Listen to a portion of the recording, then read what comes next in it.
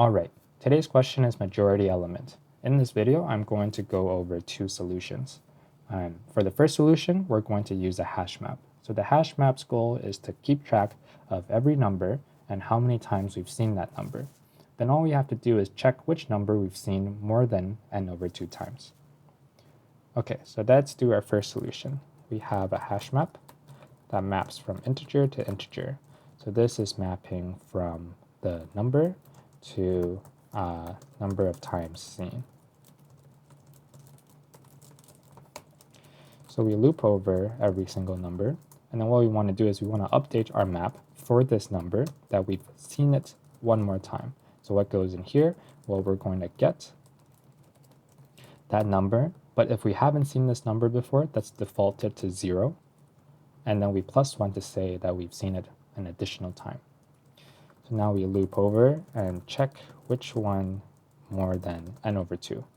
So for int, or actually map.entry, integer. So this is every single entry in our map in map.entry set. What we want to do is in an entry, you have the value, which is the number of times you've seen it, and the key, which is the number that's responsible for it. So if entry.getValue is greater than n/2, so if we've seen it more than n/2 times, this means this is the majority. So we can return entry.getKey. So sorry, not n here, but nums.length. Okay, so the question says that the array is non-empty and the majority element always exists in the array. So this should always return. But if this doesn't, for some reason, then we'll just return -1. Okay, so we can see quickly here that the runtime here is O of n for reading through every single one of our numbers.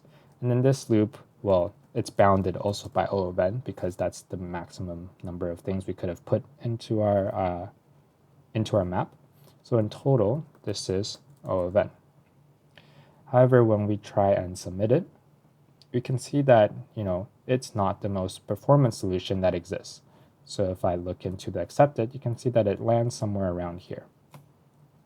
Now the reason for that is because even though HashMap, it's great, it has O of 1, so amortized O of 1 for gets and put, it's still a very complex data structure compared to, just primitive integers, arrays, things like that. And initializing it isn't cheap.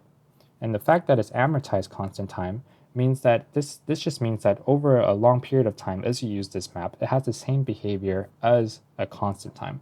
But something like a at 0, this access, this is a true constant time operation.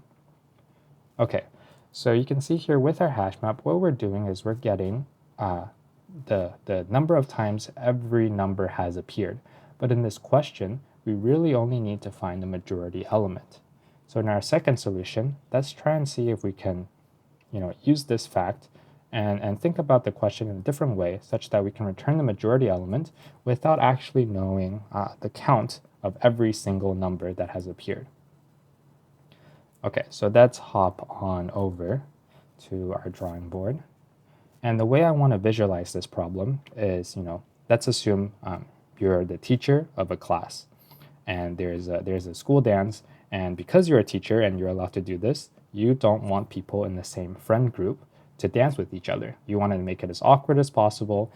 Different people, you have to dance with people that's not in your group. So every number, that means 1 is in a group of 1. These 2 are in a group of 2, and then these are the 3s, and they are in a group of 4. Okay, so these are your students. And basically, you want to make sure that 3 can only dance with people from 1 or 2. So what does it mean to be majority in this case? So majority means that if your total class size is n, there's always n/2 plus 1 people, at least this many people in your majority friend group. So if we try to match them up, so let's say 1 matches up with this 3 here, 2 matches up with this 3, and 3 matches up with this 2. There's always somebody left over in your majority friend group. That's how you know it's the majority friend group. So instead, our algorithm is going to be, let's try to pair everybody up. So let's try to pair everybody up for dance partners. Pair everyone up. And the majority is the group with people left over.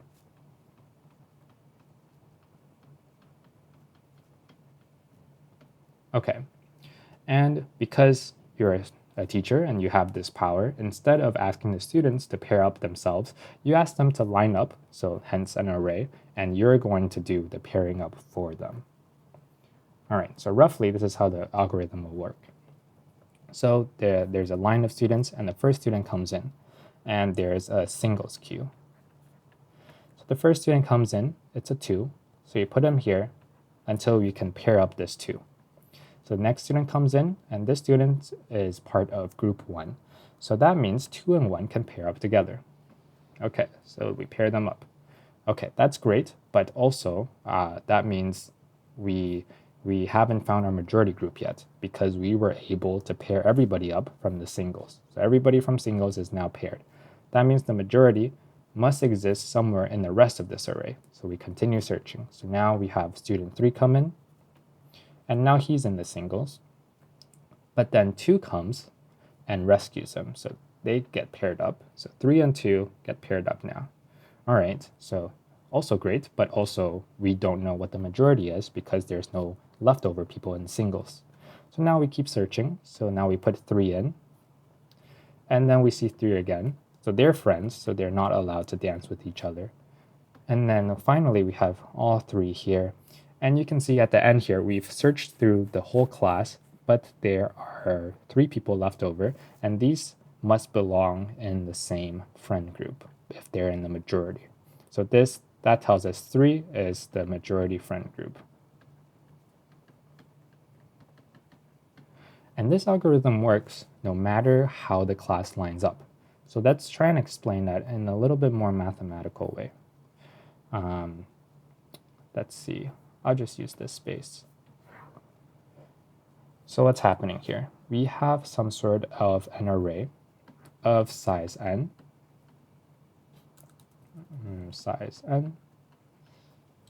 and we start pairing people up.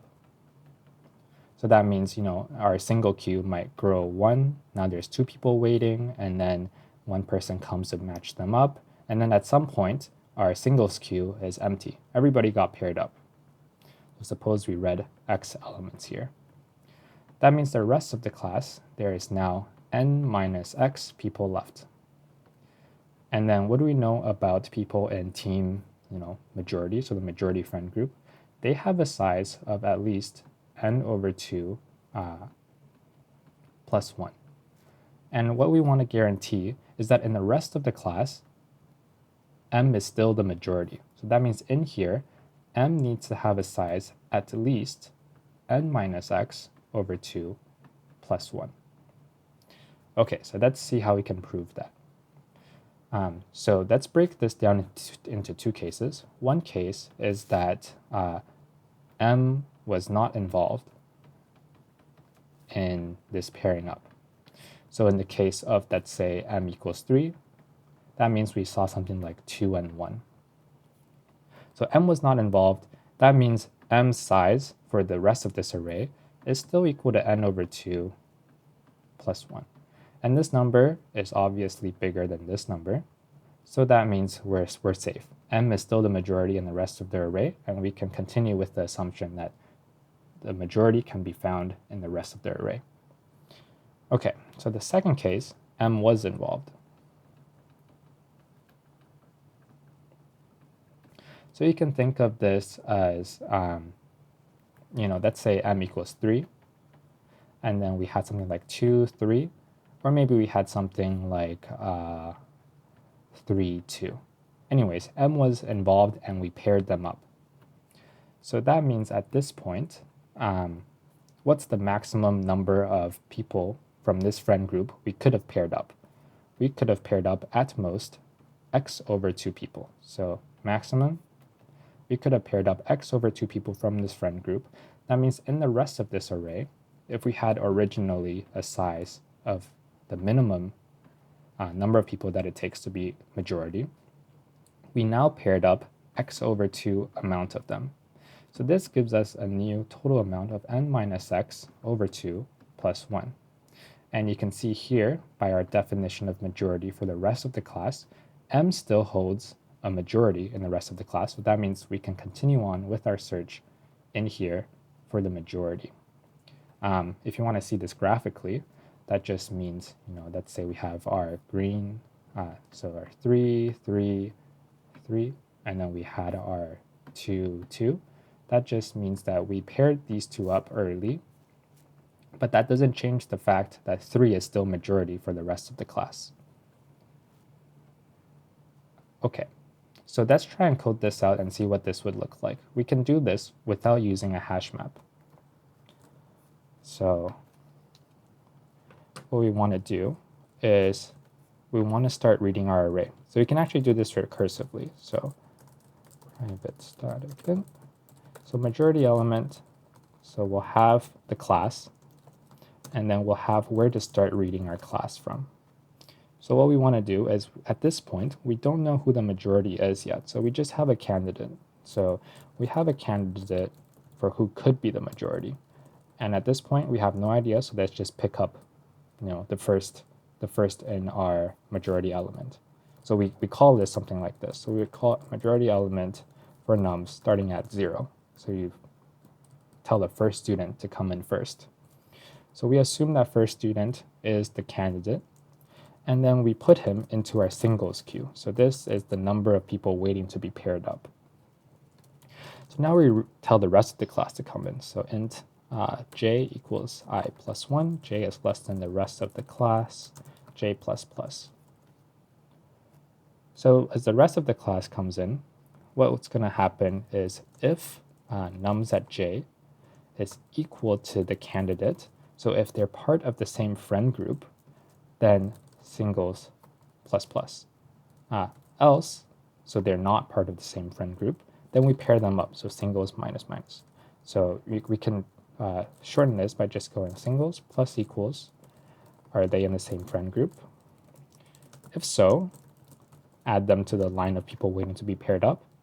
So, this would be plus 1. Otherwise, pair one of them up. So we subtract the number from our singles queue.